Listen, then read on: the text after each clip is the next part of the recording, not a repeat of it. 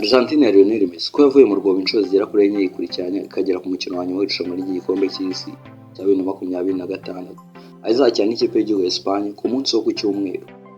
Hari amakipe atsinda kubera ubuhanga, hari andi makipe atsinda kubera amahirwe, ariko hari amakipe yubaka amateka kubera umutima ukomeye wo kutemera gutsindwa. Mu irushanwa ry'igikombe cy'isi cya 2026 ikipe y'igihugu ya Argentine yongeye kwereka isi impamvu ari imwe mu makipe ayoboye isi ya ruhago y'uyu munsi. Nyuma yo gutwara igikombe cy'isi cya 2022 muri Qatar, itsinze ikipe y'igihugu y'Ubufaransa kuri penalty, dore ko umukino wombi wari warangiye ari 3-3. Haza kuba ngombwa ko bitabaza penalty, ikipe ya Argentine Lionel Messi iza gutwara igikombe itsinze Ubufaransa kuri penalty enye kuri eshatu. Benshi bibazaga niba ikipe ya Lionel Messi yakoze amateka muri 2022 ikina igikombe cy'isi kiri kuba cya 2026 izongera gukora amateka, ndetse abantu benshi bavuga ko Messi nabo bakinana batagishoboye kubera ko imyaka yabasize badashobora kongera gukora amateka.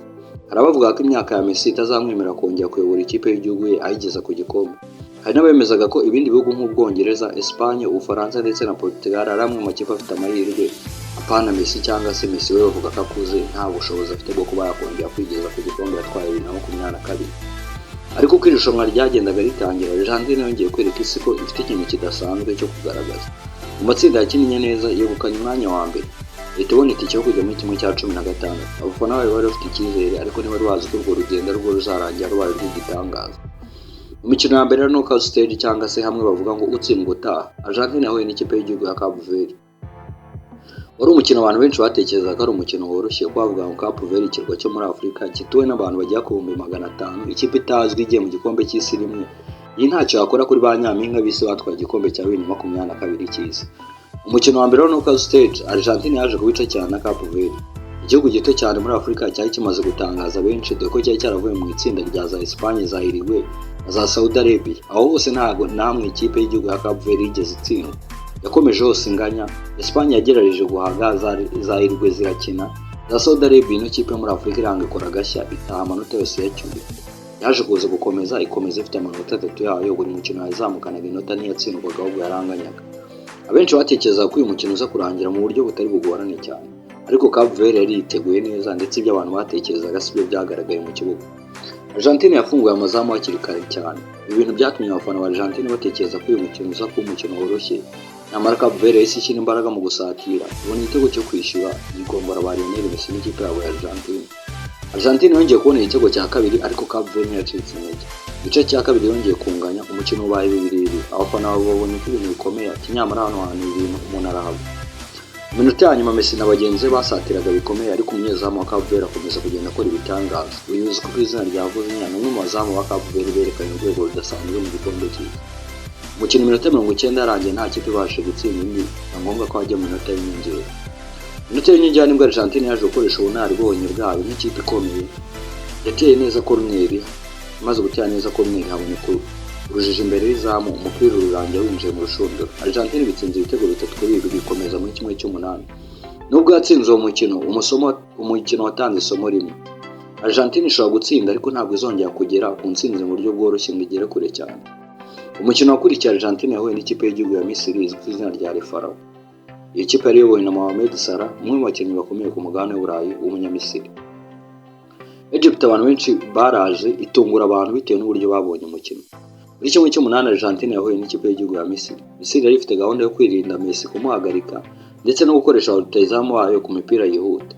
Mu gice cya mbere Misiri yabonye igitego kimwe ifungura amazamu, ibitunguye ikipe y'igihugu ya Argentine.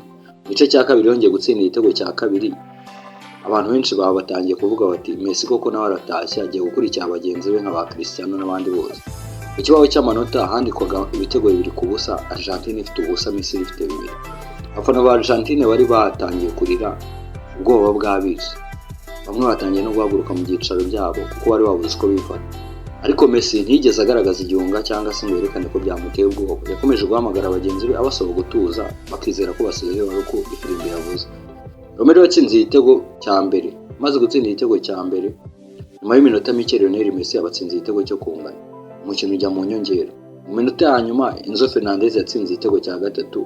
Argentine bikoze comeback idasanzwe itsinda ibitego 3-2. Iyo ari baye comeback ya kabiri koze yikurikiranye.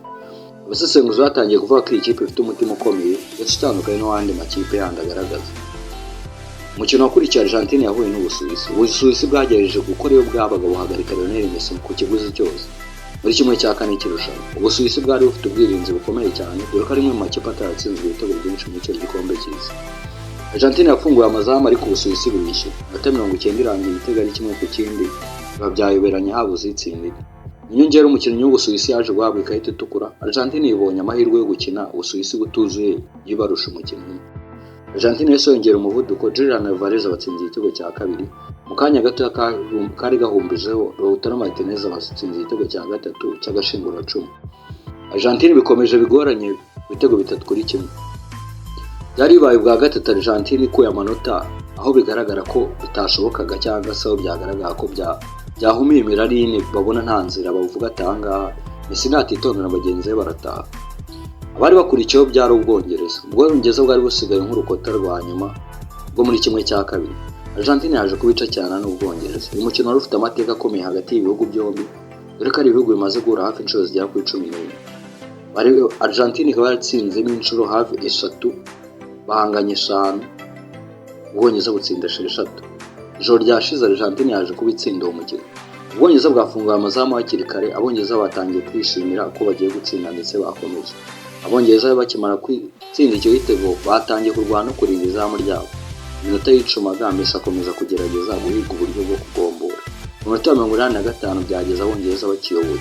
Enzo Fernandez nibwo yaje kubashyiramo igitego cya mbere, aricyo gitego cyo kwishyura cya Argentine. Abafana babasimbukiye ikirere. Abafana ba Argentine bongeye kwizera. Mu minota y'inyongera Messi yatanze umupira mwiza imbere y'izamu. Lautaro Martinez atsinda igitego cya kabiri. Argentine bitsinze ibitego 2-1. Byari ubwa mbere Argentine ikoze comeback muri knockout stage. Byari ubwa kane Argentine ikoze comeback muri knockout stage. Kuki Argentine ikomeza gutsinda? Hari impamvu nyinshi Argentine zigenda zihesha amahirwe yo gutsinda. Icyambere ifite uburambe bwa Lionel Messi. Nubwo imyaka igenda ishira akomeza kugira ituze, bituma adacika intege, ndetse n'ikipe igakomeza kumwizeramo. Cya kabiri n'umutoza Lionel Scaloni, uhora ukora impinduka nziza mu gice cya kabiri kandi zigatanga umusaruro. Igice cya gatatu ni Enzo Fernandez, Julian Alvarez na Lautaro Martinez bakunze gutsinda ibitego by'ingenzi mu minota ya nyuma. Icya kane ni imyitwarire y'abakinnyi. Nta na rimwe bemeye gutsindwa mbere, bivuze ko ari abantu bemera guhatana kugeza ku munota wa nyuma. Umusifuzi atarasifura, Argentine ntacyo wayibwira mu kibuga. Ubutumwa Argentine yahaye isi. Muri irushanwa Argentine yerekanye ko gutsinda atari ugutsinda gusa. Yerekanye ko umukino urangira uko umusifuzi awuhagaritse. Yatsinze Cape Verde nyuma yo kunganya, yatsinze Misiri nyuma yo kuva inyuma ikagombora ibitego 2-0. Dore ko byageze ku minota 79 Argentine ifite ubusa, Misiri ifite 2, ariko ntibyayihuje ko iminota 11 yaburaga mu mukino wanjye yaje gashyiramo ibitego. Argentine yatanze isomo ku mukino w'Ubusuwisi nyuma y'uko umukino wari ugoranye, nyamara yaje kuzwa ibikomeza. Argentine yatsinze Abongereza nyuma yo gutsindwa ituruka inyuma ishyiramo ibitego 2. Ibi byose byerekana ko iyi kipe ifite umutima ukomeye kurusha uko abandi bose babitekereza. Umukino wa nyuma yo gusezera Ubwongereza, Argentine yageze ku mukino wa nyuma aho biteganyijwe ko izahura na Espagne ku munsi wo ku cyumweru.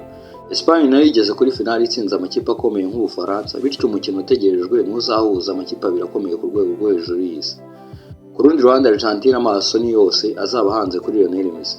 Nubwo ashobora kuba ari amarushanwa ya nyuma akomeje ku rwego rwiza, aracyafite amahirwe yo kongera kwandika amateka ngo arebe ko yatwara igikombe cy'isi cye cya kabiri gikurikiranye, cyangwa se Espagne nayo ikagira ngo irebe ko yatwara igikombe cy'isi cye kigeruka 2010 ubwo yatsindaga Abaholande muri Afurika y'Epfo. Ese Lionel Messi azongera gutera igikombe cy'isi cyangwa se Espagne izabasha guhagarika urugendo rwa Argentine gutwara igikombe cy'isi nayo? Ibisubizo bizamenyekana ku mukino wa nyuma uzaba ku cyumweru. Gusa icyo amateka yamaze kwandika ni uko Argentine ibaye imwe mu makipe yagaragaje umutima ukomeye kurusha ayandi muri irushanwa ry'igikombe cy'isi. Ituruka inyuma inshuro nyinshi igakora amakambaka atazibagirana, ndetse ibi ni bimwe mu bintu byatangaje isi, uburyo ino kipe ifite umutima wo guhatana ndetse kugeza ku munota wa nyuma ntive ku bintu.